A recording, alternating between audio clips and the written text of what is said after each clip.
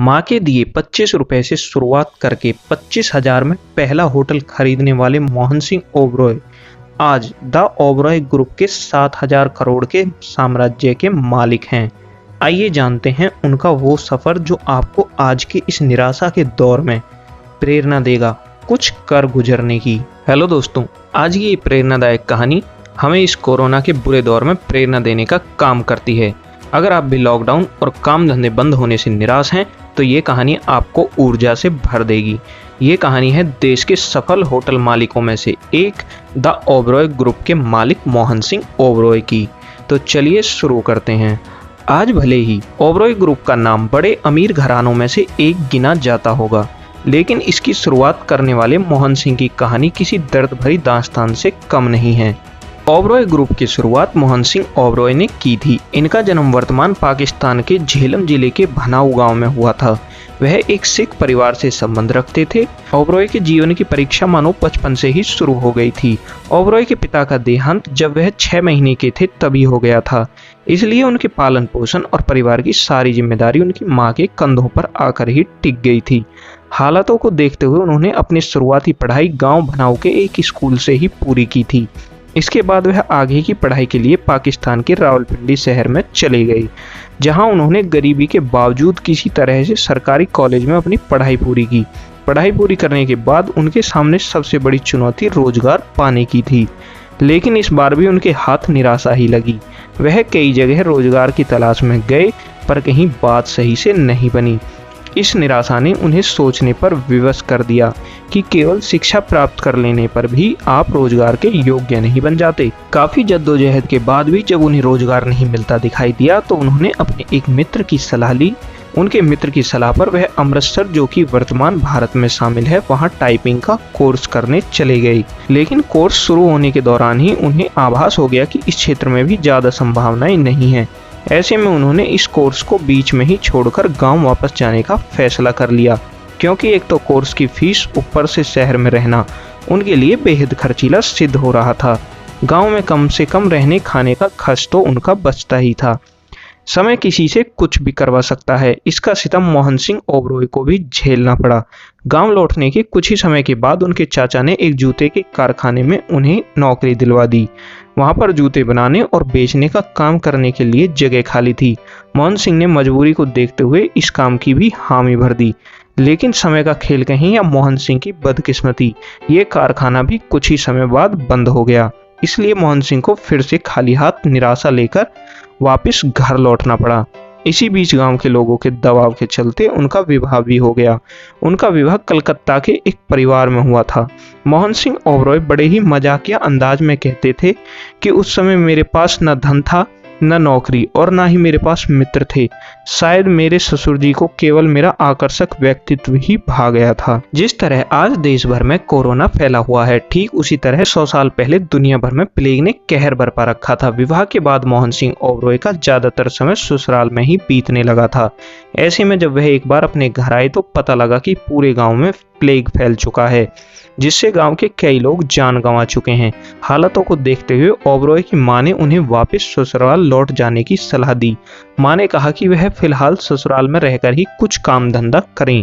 रोजगार की तलाश में दर दर की ठोकरें खा चुके ओबरॉय फिर एक बार स्वयं को हारा हुआ महसूस कर रहे थे, लेकिन कुछ कहने और समझने को था भी नहीं। वह एक बार फिर अपनी ससुराल सरगोंधा लौट आए थे। हालातों से हारे और टूटे हुए ओबरॉय उन दिनों को याद करते हुए आगे बताते हैं कि ससुराल में एक दिन उन्होंने देखा कि अखबार में एक सरकारी नौकरी का विज्ञापन छपा हुआ था।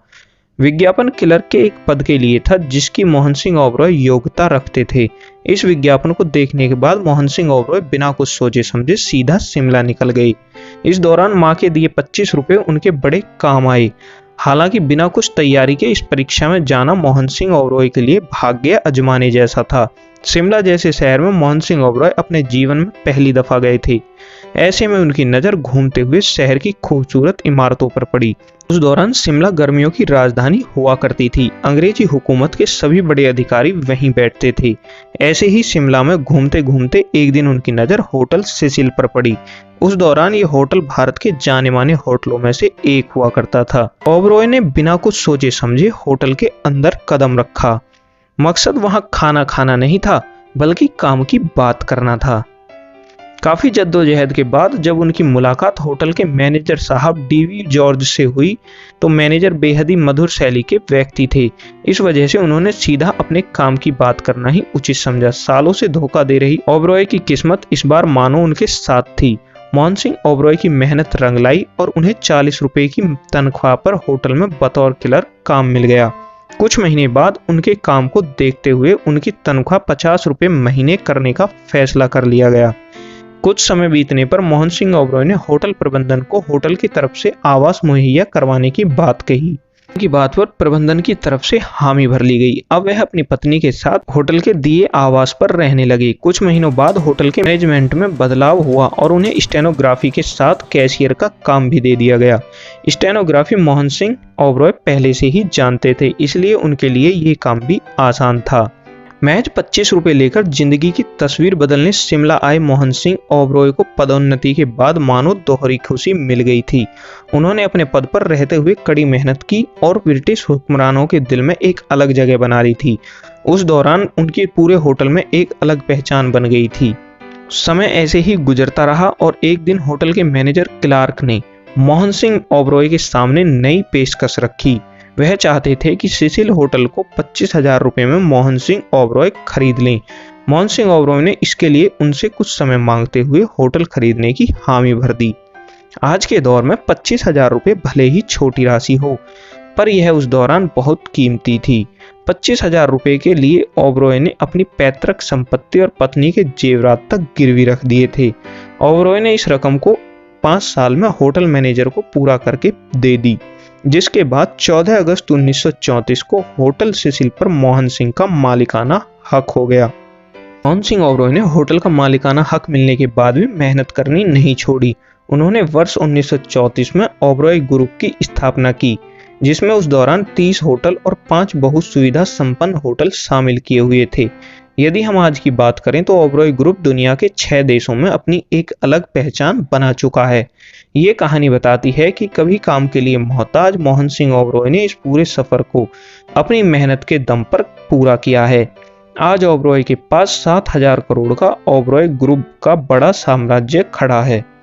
मोहन सिंह ओबरॉय की कहानी हम सभी को प्रेरणा देती है, खास तौर पर इस कोरोना में जब लोगों के काम धंधे बंद होते जा रहे हैं, दुनिया भविष्य को लेकर आशंकित है। ऐसे में ओबरॉय से हमें सीख मिलती है कि भले ही चुनौतियां बड़ी हों, पर यदि हम कोशिश करते रहेंगे तो एक दिन हमें सफलता जरूर मिलेगी। आपको हमारी ये वीडियो पसंद आई हो तो हमारे चैनल को सब्सक्राइब कीजिए, व वीडियो को लाइक और शेयर कीजिए और इस कोरोना के दौर में मोटिवेटिव रहिए और अपना ख्याल रखिए। धन्यवाद।